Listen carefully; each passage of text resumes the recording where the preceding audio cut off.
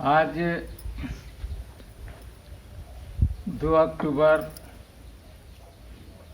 गांधी जयंती के अवसर पर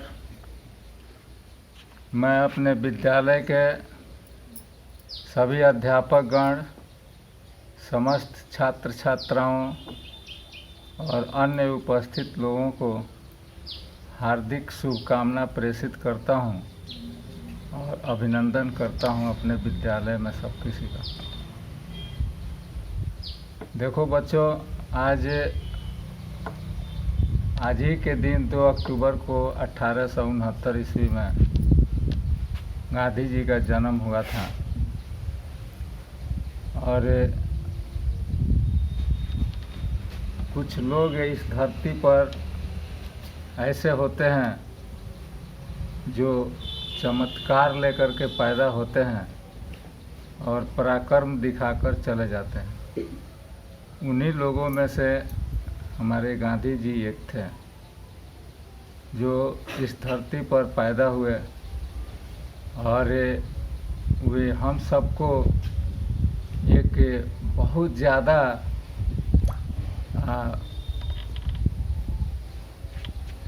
कुछ इस तरह के चीज़ दे गए हम लोगों को जो जब तक यह धरती रहेगी तब तक गांधी जी का नाम अमर रहेगा।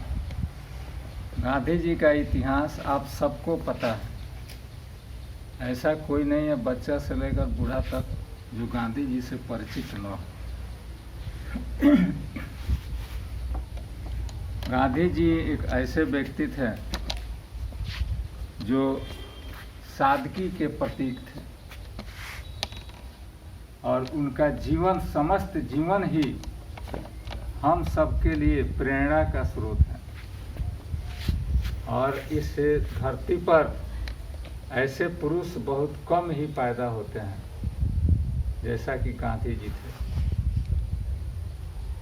इन्होंने ऐसा काम किया जो दुनिया के लिए चमत्कार से कम नहीं है। पूरे विश्व पर एक तरह से राज करने वाले जो अंग्रेज थे, कहा जाता है कि उन्हीं के राज में सूरज उगता था और उन्हीं के राज में सूरज डूबता था। ऐसे लोगों को वो बिना अस्त्र शस्त्र के बल पर ही अपने देश से भगा दिए। वे खून खराबा में विश्वास नहीं रखते थे। वे इंग्लैंड पढ़ने गए थे तो इंग्लैंड में भी जा कर के अपने सभ्यता संस्कृति का सदैव ध्यान रखे और अपने धर्म को कभी नहीं छोड़े। वहाँ भी वे अपने सभ्यता संस्कृति के, भारतीय सभ्यता संस्कृति का मिसाल कायम किए। पढ़कर जब अपने देश आए तो वकालत शुरू किए और वकालत के दरमियान ही किसी मुकदमा करने के वो अफ्रीका भेजे। वहाँ जा कर के देखे कि वहाँ तो गोरे काले का बहुत बड़ा भेद है। तो वहाँ उन्होंने संघर्ष किया सरकार से और भारतीयों को अधिकार दिलाया।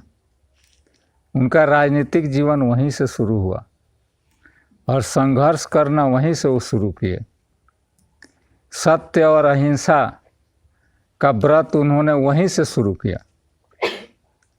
उनको ऐसा लगा कि हम अपनी बात किसी से मनवाने के लिए या अपना अधिकार प्राप्त करने के लिए कोई ज़रूरी नहीं है कि हम खून खराबा करें। हम विनम्रता से भी अपने अधिकार को रख सकते हैं किसी के समक्ष, सरकार के समक्ष, और उसको हासिल हम कर सकते हैं।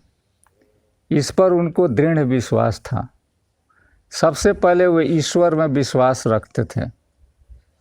उनको मानना था कि हमें अपना कर्म करना चाहिए और ईश्वर में विश्वास रखना चाहिए। फल देने वाला भगवान होता है।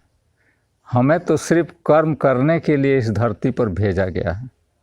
गांधी जी की इस तरह की सोच थी और वो अपने सोच के अनुसार ही अपना कर्म किए और उन्हें अफ्रीका में सफलता मिली, कई बार उनको ट्रेन से ढा दिया गया, भगा दिया गया, नीचे ढकेल दिया गया, फिर भी वो न घबराए। कई बार सभाओं में वो लोगों के साथ, अपने अनुयायियों के साथ गए, और जब अंग्रेजी सेना उन लोगों को डराई धमकाई तो सभी लोग भाग गए, और गांधी जी अकेले ही वहाँ खड़ा रहे और डिग रहे, वो नहीं डिगे। ऐसी ऐसी घटना उनके जीवन में हुआ। टांगा पर सवारी कर रहे थे, वहाँ उनको उठा करके पायदान पर बैठाया गया। कई तरह की घटनाएं घटी। उन्होंने अफ्रीका में देखा कि इस तरह की घटनाएं बार बार होती रहती है भारतीयों के साथ, और वहाँ इतना इतना जुल्म लोग बर्दाश्त कर रहे थे भारतीय लोग, फिर भी किसी को ना बुरा नहीं लगता था, कोई भारतीय अपोज नहीं करता था कि ऐसा हमारे साथ क्यों होता है। सबको ऐसी घटनाएं आम लगती थी।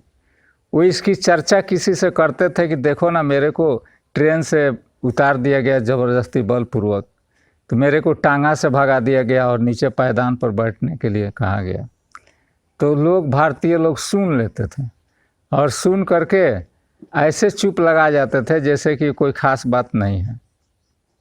तो उनको ऐसा महसूस हुआ कि यहाँ के लोग अत्याचार बर्दाश्त करने के आदी हो गए हैं। अत्याचार बर्दाश्त करना, दुबक कर रहना, और दूसरों की गुलामी कर लेना, और जैसे भी दो गो पैसा कमा करके अपना पेट पोसना ही हमारे भारतीय लोगों की धारणा बन गई है। उनको ऐसा लगा, और उन्होंने वही व्रत लिया कि हम भारतीयों का अधिकार यहाँ दिला कर रहेंगे, और भारतीयों को हम यहाँ पर अपने अधिकार के प्रति उत्साहित करेंगे, उन्हें जगाएंगे। उनके मरे हुए जो बल है, उनका मरा हुआ जो पौरुष शक्ति है, उसको हमें जगाना है ताकि वो अपने अधिकार के लिए लड़ सकें। वे भारतीयों का सभा बुलाया अफ्रीका में। उन्होंने उन लोगों को सारी बातों से अवगत कराया, और सबसे पहला काम उन्होंने किया कि उन लोगों से कहा कि आप सबसे पहले ईमानदार बनिए। संघर्ष करने के लिए, अपने अधिकार प्राप्त करने के लिए ईमानदार बनना जरूरी है। कर्म करना सीखिए और साफ रहने की आदत डालिए। इस तरह के शिक्षा दिए सभा में। उस सभा में ये नहीं बोले कि हथियार उठाइए, अंग्रेजों का कत्ल कर दीजिए, जो आपके सामने आता है उसको गोली मार दीजिए। इस तरह के उन्होंने भाषण नहीं दिया, क्योंकि वो जानते थे कि खून खराबा करके हम कुछ प्राप्त नहीं कर सकेंगे।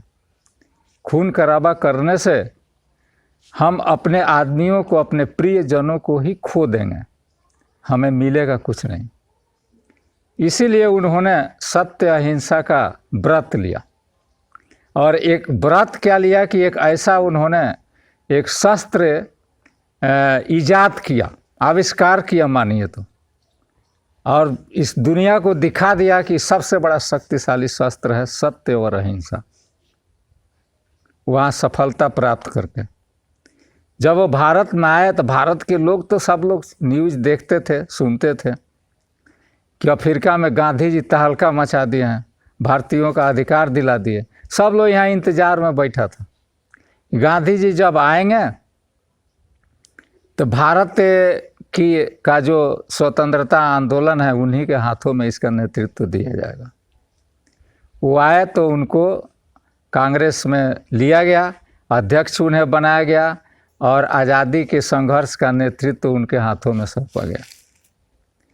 उन्होंने नेतृत्व संभाला, कई तरह के संघर्ष से चले, है ना। कई बार वो जेल भी गए, कई तरह के यातनाएं भी सहे। लोग वे बहुत तेज़ी से गांधी जी के अनुयायी बनते गए, गांधी जी के साथ जुड़ते गए, और आंदोलन जोर शोर से अपना रूप पकड़ने लगा। गांधी जी कई तरह के आंदोलन चलाए, कई तरह के नाम से, कभी सत्याग्रह आंदोलन, कभी नमक आंदोलन, कभी भारत छोड़ो आंदोलन, इस तरह के अनेकों आंदोलन चलाए गांधी जी। और अंत में हमारा देश 15 अगस्त 1947 को आज़ाद हुआ। ये सब चीज़ आप लोग किताबों में पढ़ते हैं, सबको ज्ञात है।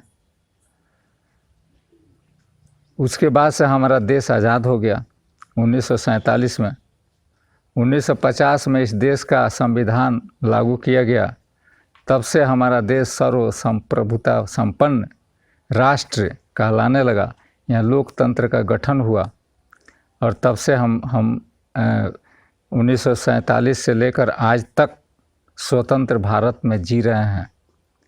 अब हम लोगों को ये काम है कि हमें गांधी जी के बताए हुए रास्ते पर चलना चाहिए। गांधी जी ने हमें आज़ादी दिलाई और उनके साथ बहुत सारे हमारे देश के नौजवान उनको साथ दिए।